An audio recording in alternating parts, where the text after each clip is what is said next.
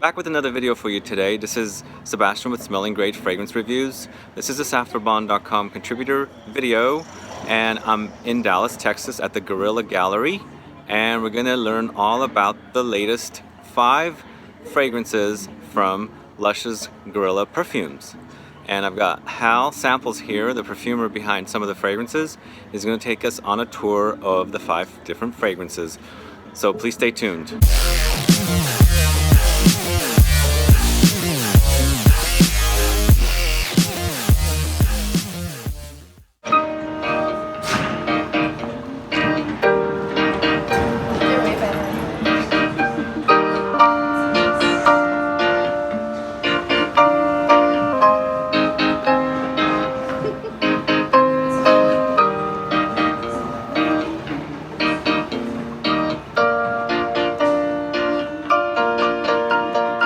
Hello, my name is Hal Samples, and you are inside of the Gorilla Gallery in Dallas. We're starting off the tour with the first fragrance inside of the installation, which is called Road from Damascus. This was inspired by Simon's trips that he was making on Vine, and he found himself at a checkpoint that was humbling for him whenever he had noticed that there was some effects left from some children's toys, the shoes, the toothbrushes as he was going through the checkpoint. And it really left an impact on him, and as a result he was inspired to make this fragrance, Road from Damascus, when he was making a trip to Lebanon. So this is the first installation of the show. The show has themes that involve what a home means, sense of belonging, and the power of relationships. And so as we venture from the checkpoint, he didn't know how to speak the language, but one language everybody speaks is the language of food and drink. And he was invited inside of one of the yurts. And it was inside of here where he partook in Manouche Za'atar and had some bread and some Cardamom Coffee. And those were the inspirations. After leaving these tents that had possibly 9 or 10 families all on top of each other inside of one tent, and coming back home, he was met with his daughter, who was asking him, "Daddy, when am I going to have my home fragrance?" And he was taken by being back at his home after being in others' home. And so he asked his daughter to write down what she would like it to smell like. And so this is the original up here, where she says she wanted it to be raspberry, roses, and then later on she made sure she kept crayon on the list. And they made some Amelie Fun is here, and this is her doll house that she has there in the kitchen table. And as you're in the kitchen, there's smells that remind you of home. And for Simon, it was the vanilla that they're burning, and the candle in the house, and the baked goods that come from the kitchen. And so that leads us to the next installation, which is I'm Home. I had met Simon originally in 2013 in Edinburgh at the Gorilla Gallery while he was doing a pop-up shop, very much like the one we have in Dallas, but it was for the last volume. And right after I had met him, he invited me to come to the lab to work on some fragrances. And it wasn't long after I was in the lab, maybe a week or two, that my grandmother had passed away, and that was home for me. My grandmother was the world to me. So I began to share some photos of my grandmother and some video. And hang on a second. This is my grandma. And she's talking about this Tom Jones autograph she has, and she wants me to find her another George Clooney. Okay, so she was quite the partier, dancer, and the most gorgeous woman I ever seen in real life was my grandmother. So she allowed me to document her life, and I practiced my camera skills, and anyway, we just had a blast doing so. I was asked to tell them a bunch about my grandmother, what she used to cook for me, what music she liked, what she used to do in her home, and after doing so, Simon turned around and allowed me to smell something that smelled just like my grandmother's house. And that's when I knew that alchemy was real and that we were doing something. And so it started this musing and this collaboration between Lush and myself in the lab on working on some fragrances. And they reminded me that she wasn't born a grandma, she was actually born a girl, and later on was a model. And so they have two fragrances to honor my grandmother. One of them was Sweet Grandma, and then the other one is Model. And Model, you have a wardrobe where in the installation people have been trying on the clothes and taking photographs with the Instamatic camera. And she had a very similar full-length mirror. And these are some of the photographs of her whenever she was modeling as a young lady. And she is here from Dallas as well. There were a lot of others that allowed me to photograph them in Dallas, and they were of the homeless community. And I had spent a small amount of time myself in that community and went back, found those that had made a difference in my life, recorded some of the wisdom that they had to share, and have turned it into a little micro cinema where we have animations. And this is 4 of them on a loop. That's a part of the fragrance called Blackcurrant Angel, which was inspired by some of my friends that are living on the streets. After dealing with those friends that are on the streets for long periods of time, you run into the elements, and the elements are pretty tough, and the life expectancy for those out there isn't the same as it is for those who aren't. And I had lost a lot of my friends, and through a matter of frustration and stress and yelling as loud as I could at God about it, because I was kind of pissed off to say the least, I contracted a hernia, and that repair was done by a mesh. And the mesh was put in my body, and then it failed not too long after, and it collapsed to my femoral artery, and had to get the mesh taken out of my body in order for me to be able to continue on. We went to Las Vegas. You can hear the slot machines. To get it taken out, because it is a class action lawsuit, the mesh, inside the United States, and there's no hospital that will remove the mesh in your body. So if you get it, it's yours to deal with. Luckily, I found a guy in Vegas that said if you bring 10 grand cash, he'd take it out, and so we did. The only thing is, much like Peter Parker, once you're bit by the spider, you become Spider-Man. The mesh was supposed to become a part of me, however, I am now the mesh. So you can go through an eye mesh and you can smell what it maybe smelt like in the hospital or inside the surgery room, and hear the Vegas sounds.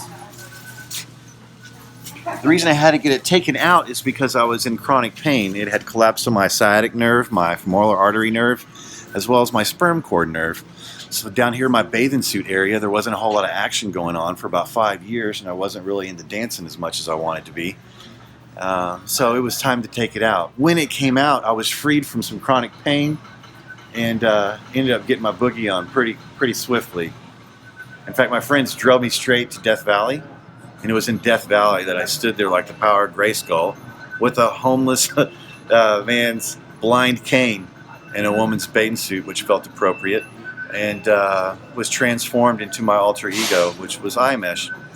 From there, we went to the pawn shop, and were lucky enough to find a self-esteem machine. And the self-esteem machine is what you were listening to earlier.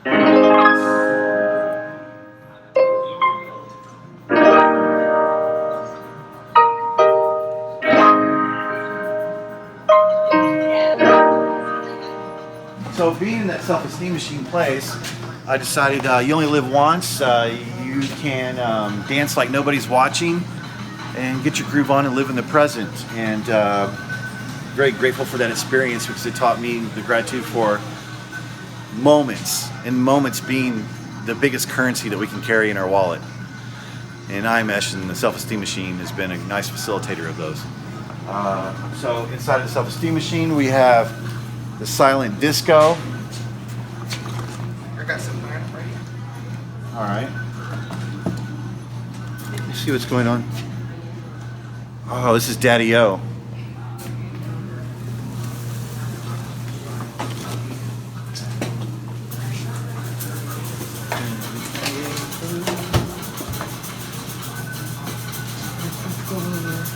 Okay, wait.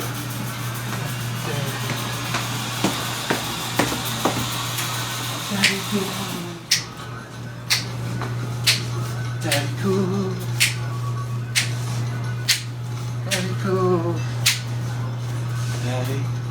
Daddy cool. So yeah, it's a safe place to act like that.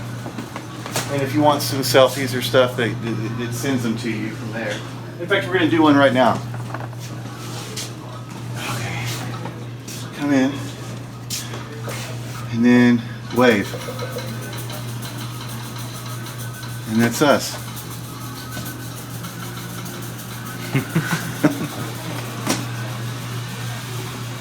While on the streets in Los Angeles, ran into a guy named T'Challa Covington. Actually, he ran into me. Told me that he had a dream about me. I'd never seen this man before, but he was convicted. He told me that God told him he had a dream, and in that dream that I was supposed to make a movie about him. He lived in a water tower. When I met him, it did not have this type on it, and it wasn't on the ground.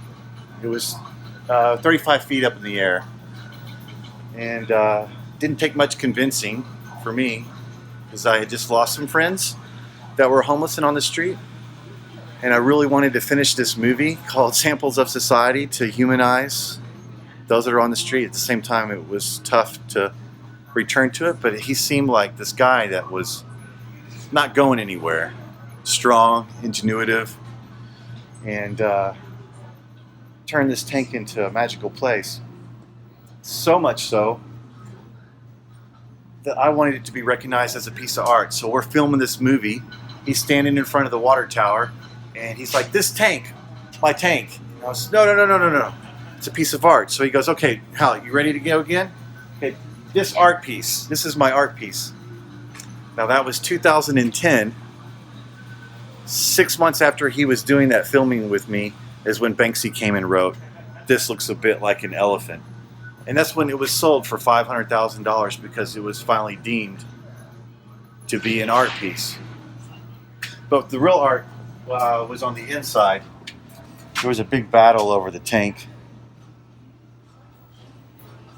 And that inspired the fragrance tank battle. T'Challa demanded that we know that he is not a homeless man. He has a home. He was just a rentless man, okay? So inside of this tank, it was full of everything that you would have in your home, but they were all things that he had found. People throw away the most amazing things in Los Angeles. And so this was his domicile, and this was like my tree house. And 17 trips back and forth, my friends and I enjoyed his home before we finished the film, and before it was heisted and taken away after Banksy had turned it into art. Another person's home that's featured is Simon's, except it's his backyard where he put a secret garden.